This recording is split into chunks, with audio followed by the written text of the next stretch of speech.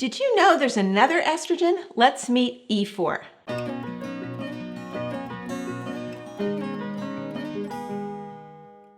Estetrol, E4, is a natural estrogen discovered in 1965. Estetrol is known as E4 because it has 4 hydroxyl groups.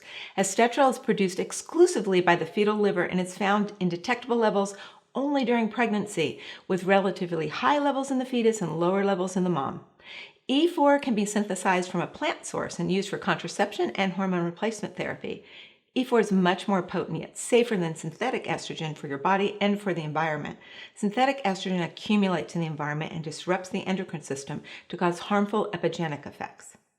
E4 is already approved for contraceptive use and is expected to be approved for use for menopause in about 2026. E4 is quickly absorbed after oral administration, but it doesn't bind to plasma proteins like other estrogens, and it has a 24-hour half-life, so you can take it only once a day.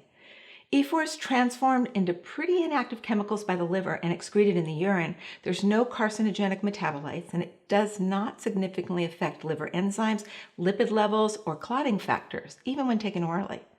And E4 has a very limited effect on normal and malignant breast tissue. It does bind to the estrogen receptor, but has a low potency for malignancy. Clinical trials show that E4 is very promising for the treatment of menopausal symptoms as well as breast and prostate cancer.